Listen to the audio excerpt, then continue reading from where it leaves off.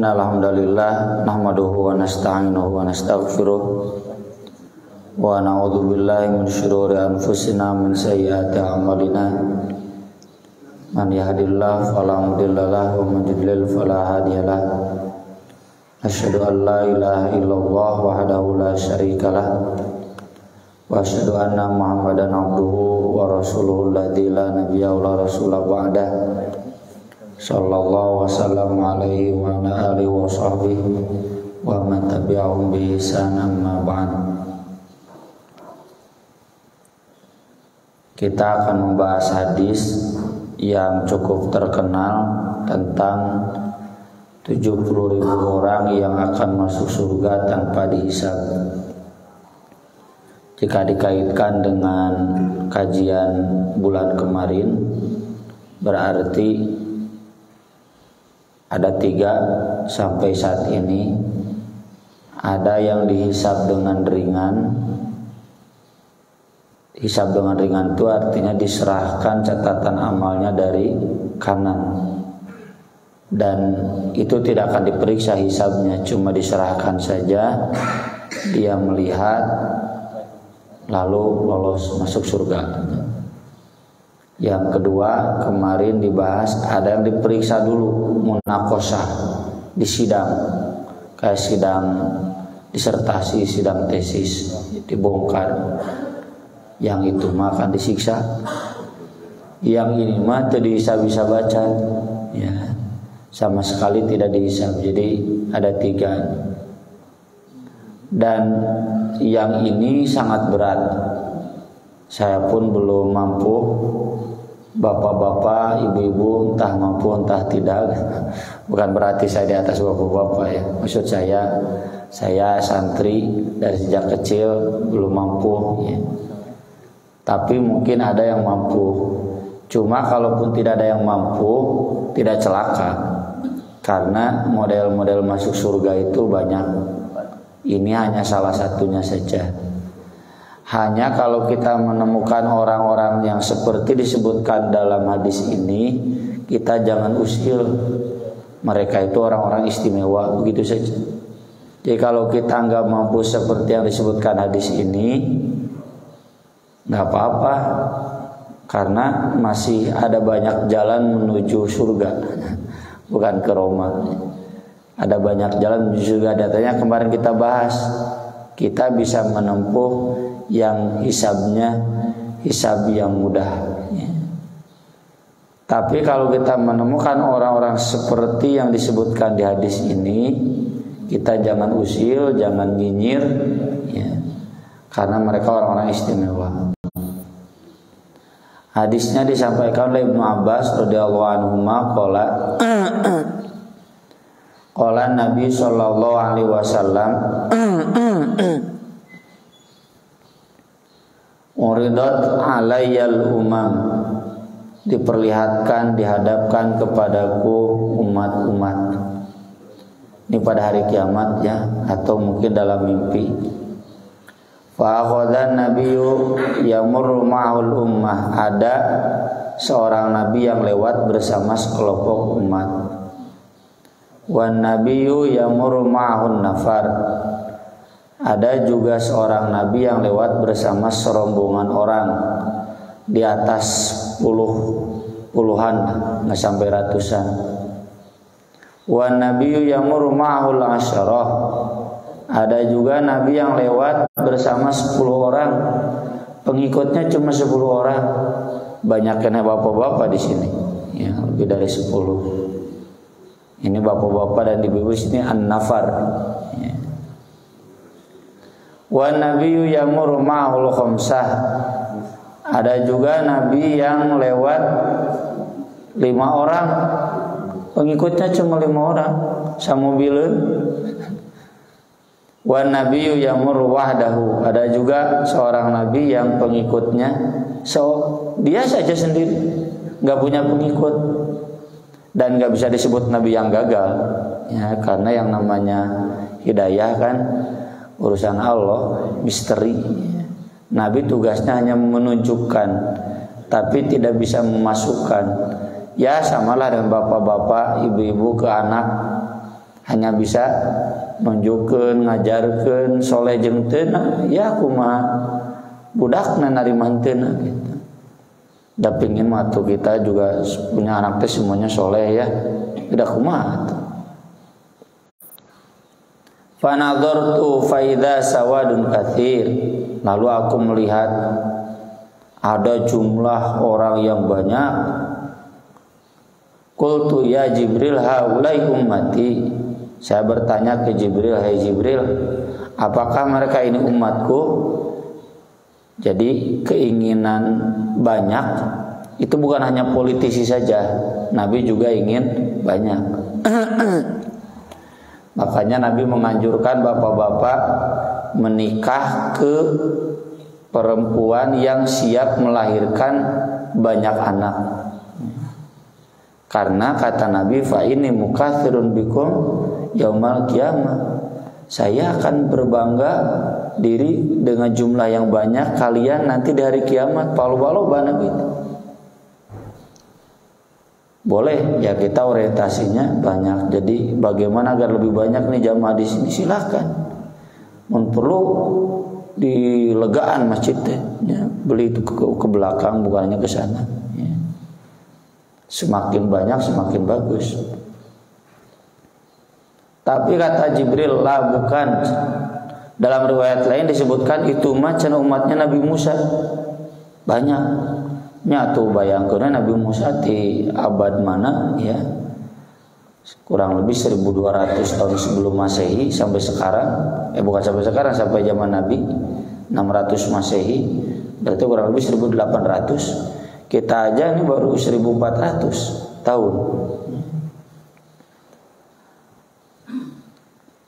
Walakin indur ilal ufuq, kata Jibril, lihat tuh cenah ke ufuk sana. Ufuk sana itu yang lebih jauh, satungtung deuleu gitu. Fa nadartu fa idza sawadun katsir, aku melihat ke ufuk dan ternyata ada jumlah yang banyak juga. Dalam riwayat disebutkan bahkan lebih banyak. Baru kata Jibril, haulai ummatuk. Nah, itu umat kamu banyak, lebih banyak daripada umatnya Nabi Musa. Kenapa? Karena umat Nabi Musa lolobana anu bantangur, ya, terlalu banyak yang kafirnya dibanding yang solehnya. Wa haulai sabuna alfan qaddamahum, dan itu yang di depannya berjumlah 70.000 orang, la hisab alaihim wala adzab, tidak akan dihisab dan tidak akan disiksa. Kalau kemarin makan hisab yasiro, dihisab tapi langsung gitu. Kasih kitab, dia buka, tadi pariksa ku Allahumma malaikat mah langsung aja dihampura. Kalau ini mah tidak bisa baca, langsung masuk surga. Qultu, Nabi bertanya, walima, kenapa? Qala, kata Jibril, kanu la yaktawun, mereka tidak dikai. Kai itu diobati dengan besi panas. Wala yastarkun, tidak minta diruqyah. Nabi pernah mengobati dengan besi panas, tapi di sini dianjurkan tidak. Nabi di riwayat lain melarang berobat dengan besi panas, wa anha anil kai. Tapi larangannya enggak sampai haram, jadi makruh, karena Nabi pernah mengobati dengan besi panas. Biasanya yang luka parah ya, itu dibakar. Tidak minta diruqyah, Nabi sering meruqyah, tapi yang disebutkan di sini tidak minta diruqyah. Dia berdoa sendiri kepada Allah, enggak bergantung kepada orang lain. Jadi kalau sakit itu mohon doanya ya enggak begitu. Tawakal ke Allah sehingga itu bisa ngadoa sorangan gitu. Kalaupun dia tidak minta doa, dia yakin orang soleh pasti ngadoakeun. Kalau dia minta doa, berarti teu yakin batur ngadoakeun atuh kudu dipenta atuh nu soleh pasti ada roakeun. Ini keutamaannya. Tapi bukan berarti nggak boleh minta doa. Boleh. Cuma ini yang istimewa, dia tidak minta diruqyah, tidak minta didoakan. Ruqyah itu kan salah satu bentuk pengobatan ya di zaman Nabi. Dan dia tidak minta diobati. Jika lu sakit teh kudu ada kayak cager gitu. Tawakal we ka Allah. Berobat boleh. Nabi menganjurkan. Tapi kalaupun bapak-bapak, ibu-ibu tidak memilih berobat, itu juga lebih boleh. Dan kalau begitu hebat tuh Pak. Kita kalau sakit ingin cepat sembuh. Ada seorang ustadz senior di Garut, guru saya. Da cenah mentilu ubaran ini sebenarnya cager. Gering teh ngan urangna teu sabar. Teu sabar cenah yang buru-buru cager. Oh cenah. Teu diubaran cenah pasti cager. Pikir-pikir ya benar juga. Lalu saya tanya ke dokter, cek dokter tanya Ustaz cenah gering nu kumaha lah kanker mah nyanger we. Jadi tentu ada speknya gitu.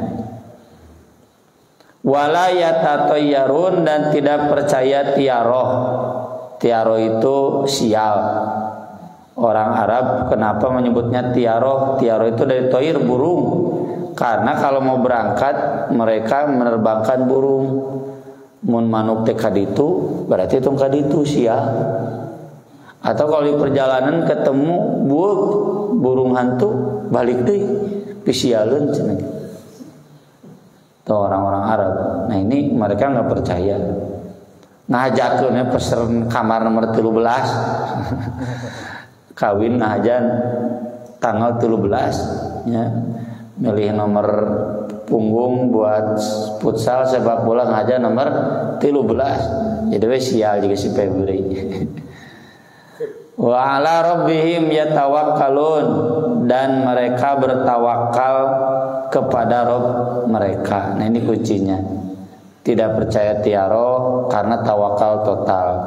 Tidak dikai karena tawakal total. Terlebih Nabi melarang, memakruhkan. Bahkan tidak minta diruqyah.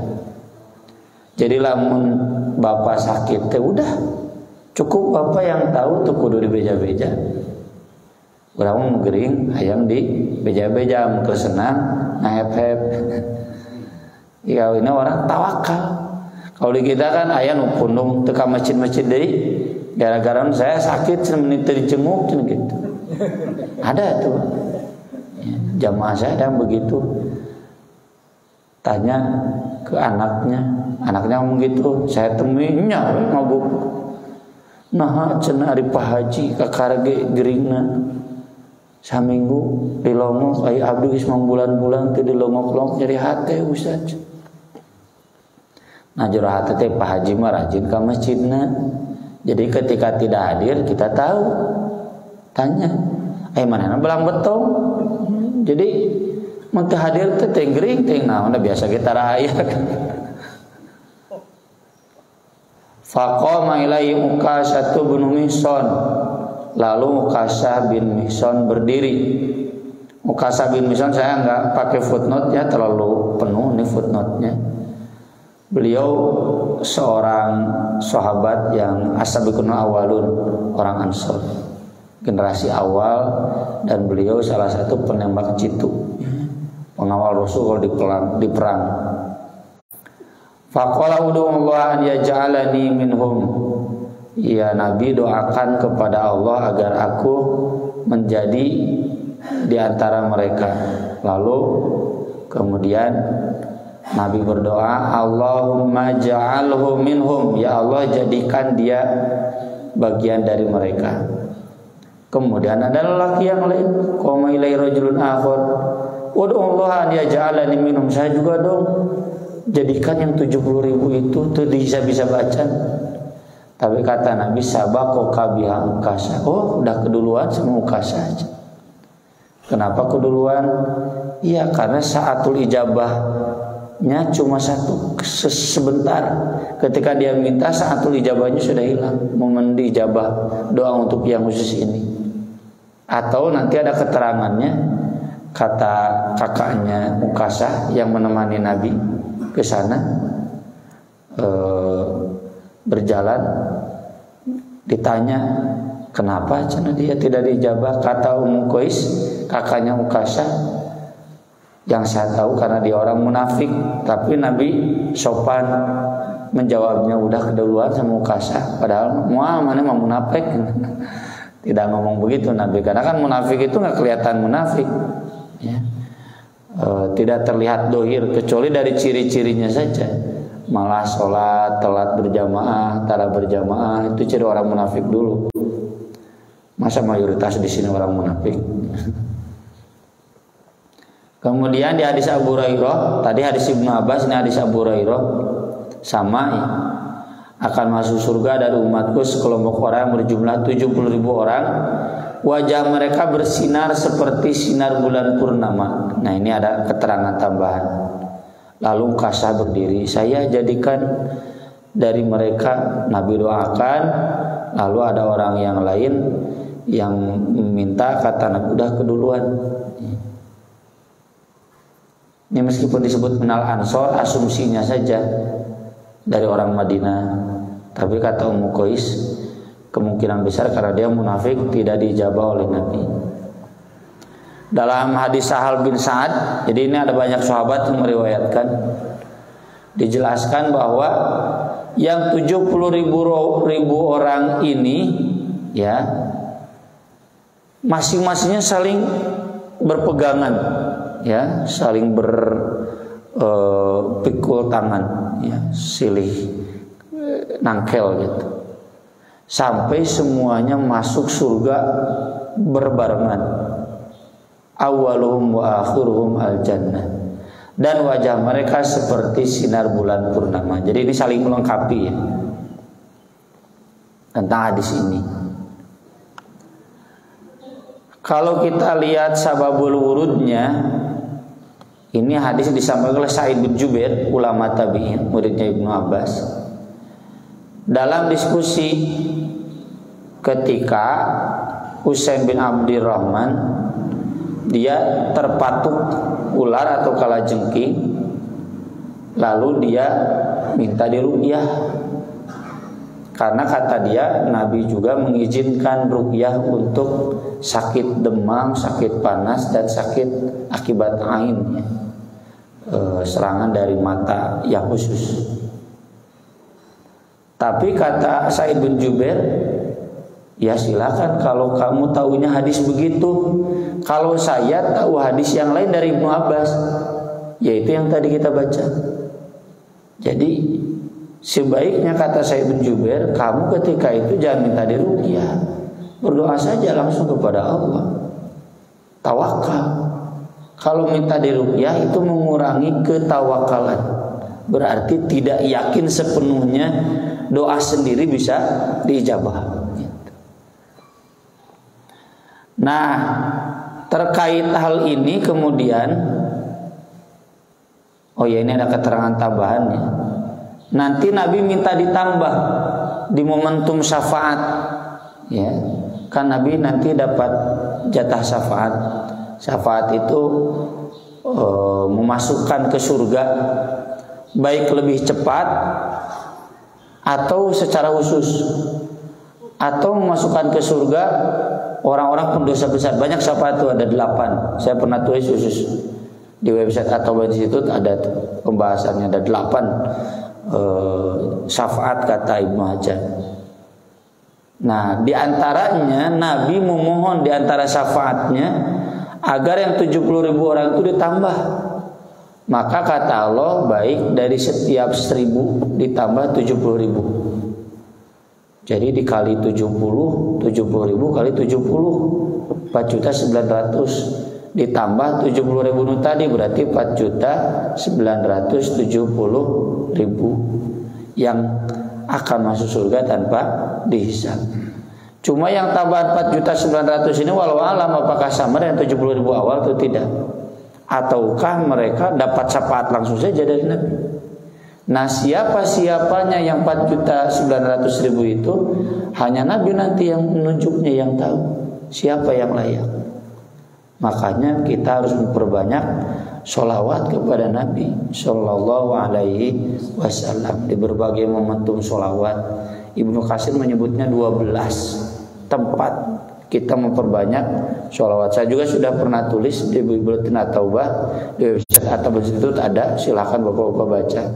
Masuk masjid sholawat, khutbah sholawat, mengakhiri khutbah sholawat, kemudian malam Jumat perbanyak sholawat. Jangan tukur gogorowokan gitu. Di orang teh nuju gogorowokan tarik teuing, nuju laun teuing, tara maksudnya gitu. Dua anak salah. Perbanyak sholawat itu kata Syekh Albani memperbanyak baca hadis. Karena akan banyak sholawat, memperbanyak baca sirah nabawiyah, karena pasti akan memperbanyak sholawat setiap menyebut nama Nabi kan, Sallallahu Alaihi Wasallam. Termasuk memperbanyak sholat sunat, ya. Kenapa? Jadi banyak sholawat. Jadi mentaraweh atau opat tilu, saya ketik sholawatnya 2 tilu. Nah, banyak sholawatnya. Momentum sholawatnya kan di tahiyat akhir, perbanyak sholawatnya. Nah itu yang begitu-begitu banyak ya dibahas, termasuk dalam doa. Dalam doa sisipkan sholawat. Makanya di buku wirid sholat yang saya tulis buat santri, dan kalau duhur saya baca bareng dengan santri.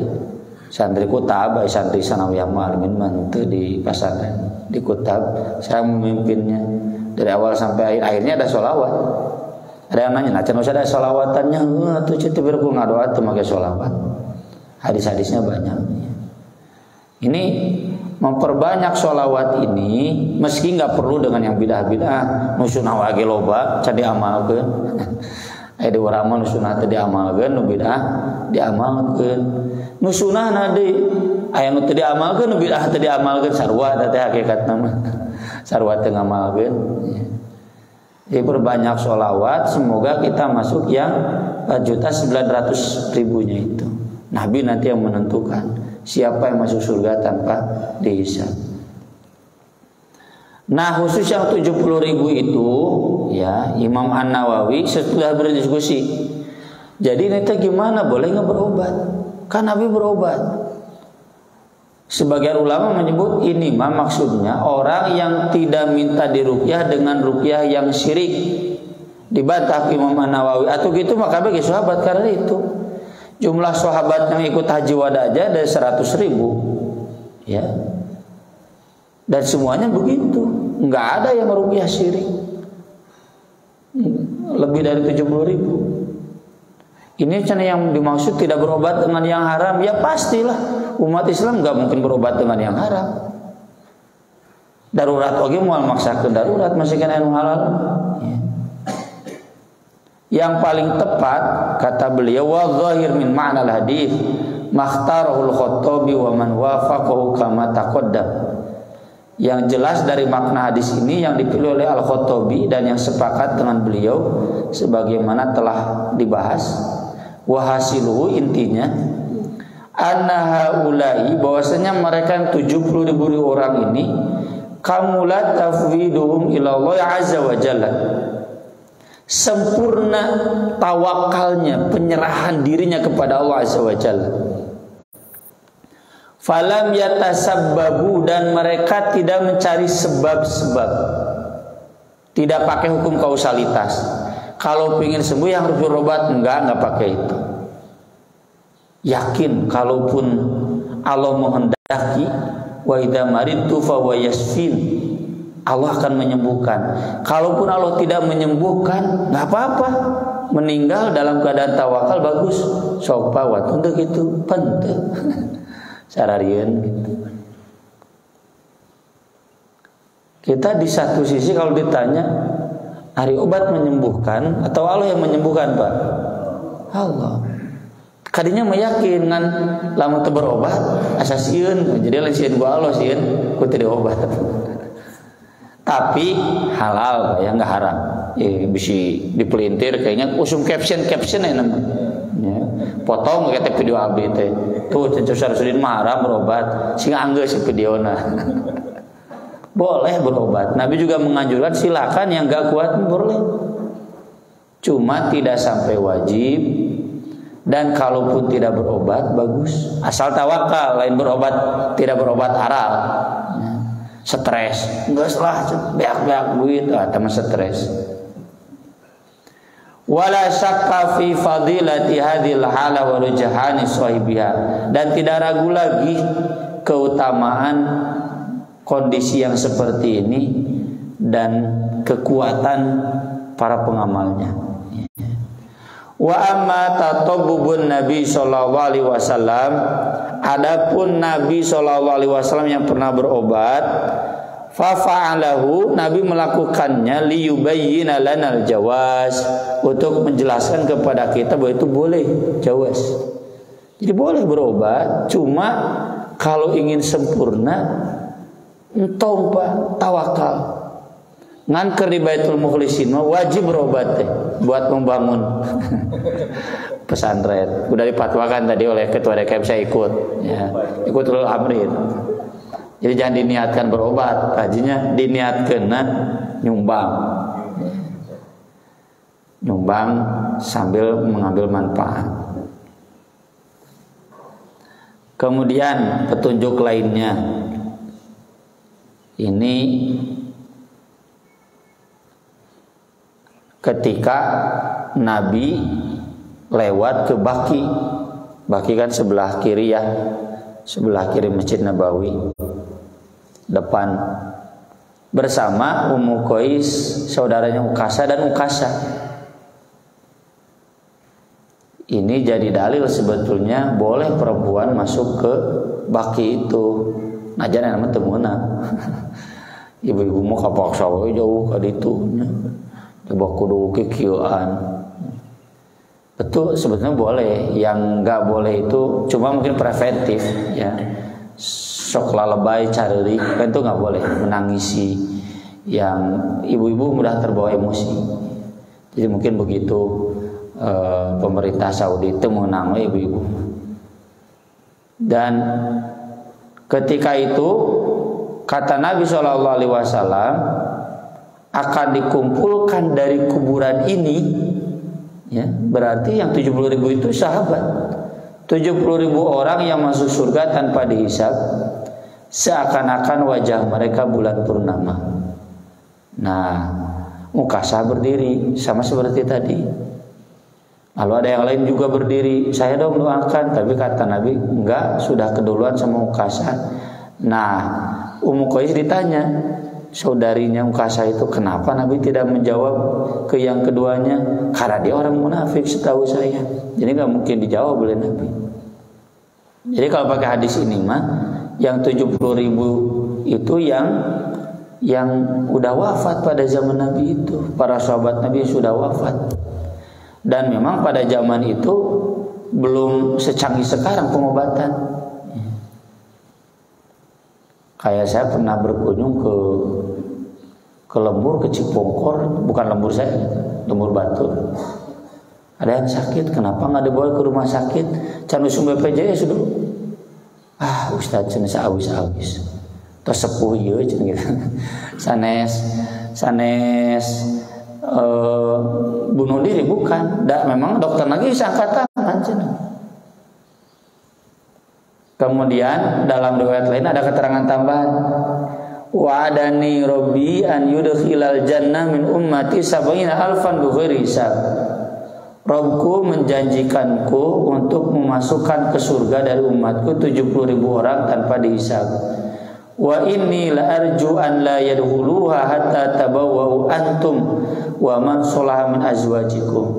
Sungguh aku berharap agar mereka tidak masuk kecuali setelah kalian dan istri juga anak-anak kalian yang solih menempati tabawwa'u masakina fil jannah, tempat-tempat di surga. Jadi yang 70.000 ini bukan satu-satunya yang terbaik. Karena buktinya Nabi mendoakan sahabat yang masih hidup pada waktu itu untuk masuk surga lebih dulu. Sebelumnya 70.000 orang. Ini yang tadi kita simpulkan di awal bahwa yang 70.000 orang ini bukan satu-satunya yang istimewa yang masuk surga. Ada kelompok lain. Ini diantaranya kelompok Nabi dan para sahabat yang saat itu masih hidup. Ya, saat kita hidup seperti mereka, insya Allah termasuk. Nah, harapan kita yang keduanya masuk surga tanpa dihisab itu yang 4.900.000 tadi. Kita perbanyak sholawat, loba-loba, mereka pakai poin deh mah. Loba-loba poin, kan? Siapa yang layak mendapatkan syafaat dari Nabi sehingga dia yaumul hisab nggak perlu dihisab, masuk surga langsung. Meskipun demikian, ada lagi kan kesempatan yang lain yang sudah kita bahas kemarin. Hisabai yasiro fasaufa yuhasabu hisabai yasiro. Dihisab dengan mudah itu, disetorkan buku hisabnya, dia melihat, dia menyebutkan akan celaka, tapi tiba-tiba sudah nggak apa-apa. Saya tutup dulu di dunia, nggak ada yang tahu selain kamu. Sekarang saya ampuni, silakan masuk surga. Nah, itu juga insya Allah tidak lewat yang 70.000 ini. Sekian yang bisa saya bahas pada kesempatan pagi hari ini. Mudah-mudahan bermanfaat, menambah ilmu kita dan menambah optimisme kita. Termasuk tadi tambahan ilmunya, seandainya ada yang memilih tidak berobat, nggak usah kita nyinyir. Kuncinya asal tawakal kepada Allah Subhanahu wa Ta'ala. Mangga pilih ayah ngebari naros. Mangga baca. Kalau dalam Islam itu kan membatasi angka 77 ya, bagi orang yang 73 golongan, bertujuh bumi dan langit, berjumlah 70.000. Maksud 70.000 bukan 70.000 yang seperti itu mungkin banyak tapi mungkin. Kedua, masalah ini kota sama sholawat ya. Kalau dalam NU itu kan ada sholawat pada sholawat apa yang lain-lain itu. Kalau saya peliti itu ada dua gitu ya. Ada sholawatnya diikuti sama doanya gitu ya. Jadi bukan nama sebut bid'ah gitu ya. Kan itu seperti kalau masalah Nabi Muhammad di sana kan doanya. Tapi kenapa disebut bid'ah gitu.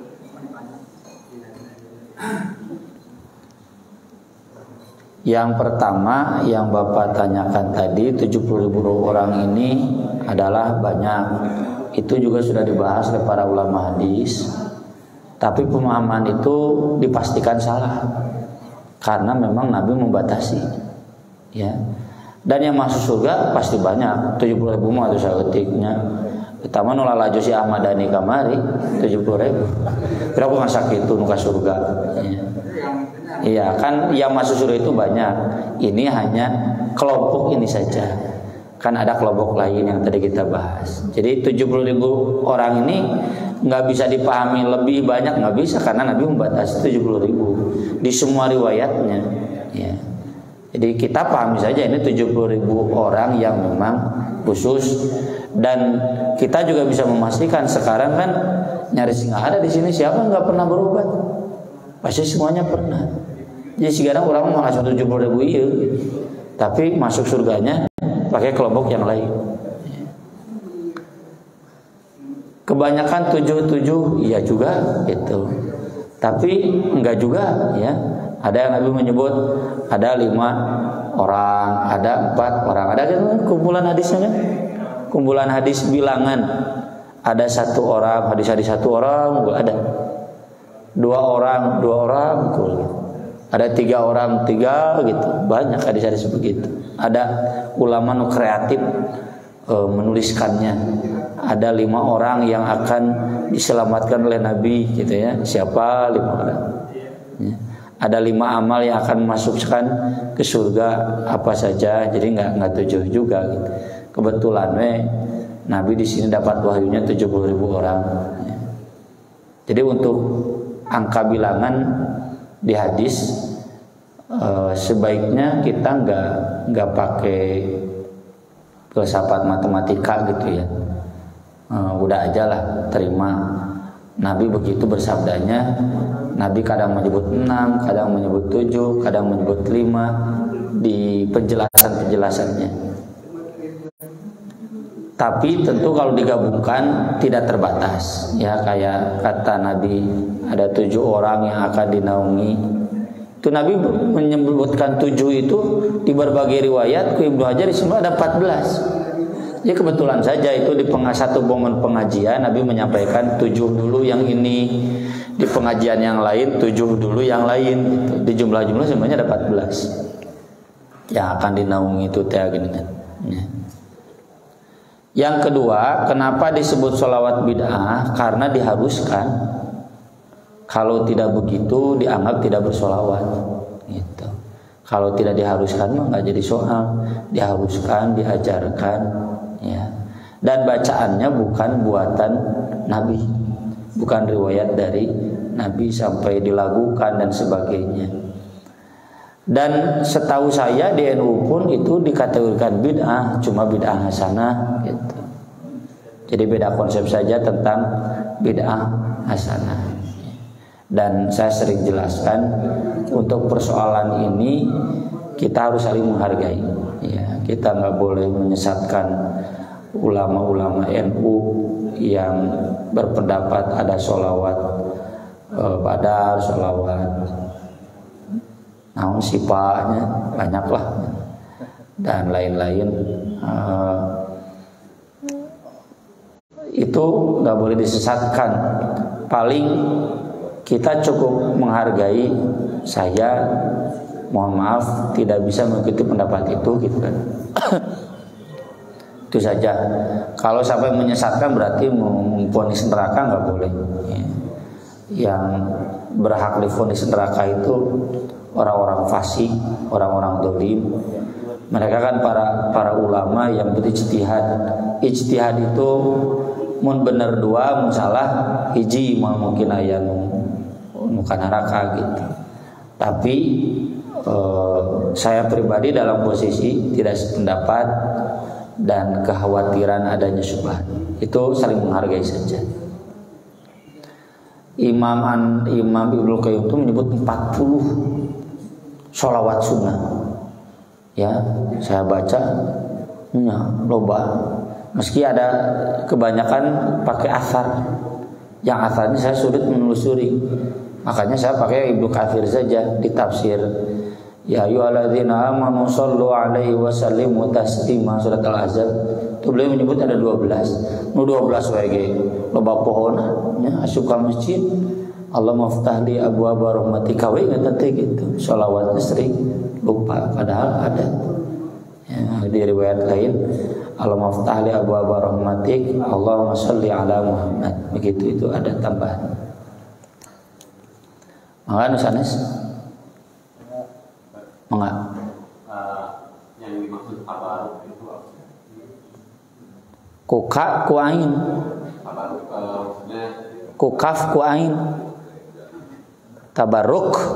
Tabarru'. Tabaruk yang memohon berkah.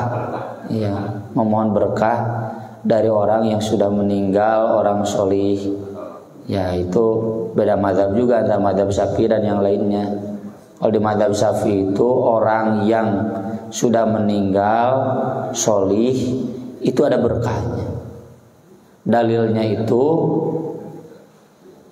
Umar ketika istisqa meminta ke Abbas.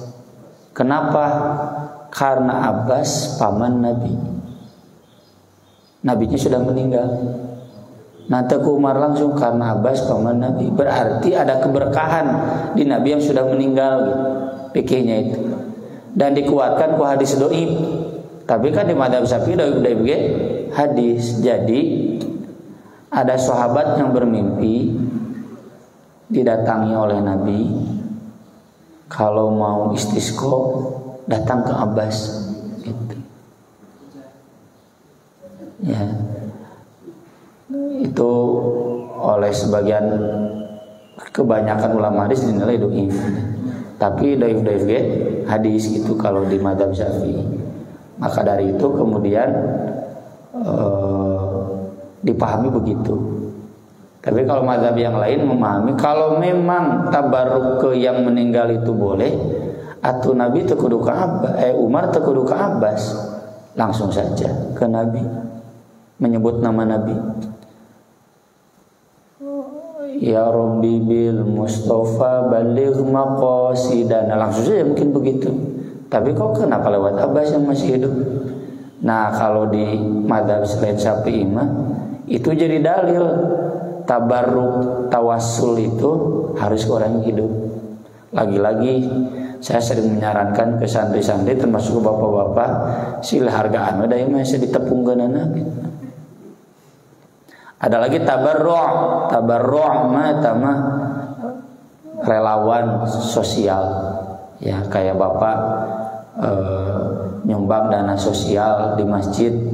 Dana sosial itu buat menjenguk orang sakit, mengobati orang ke rumah sakit gitu. Itu tabarru', sanes tabarruk. Baik, cukup ya, sudah jam 6, takut terlalu siang. Itu sudah di luar sudah menanti. Aku lo qouli hada wa astaghfirullah li wa lakum subhanakallahumma bihamdik asyhadu an la ilaha illa anta astaghfiruka wa atubu ilaik. Wassalatu wassalamu ala Rasulillah. Wassalamualaikum warahmatullahi wabarakatuh.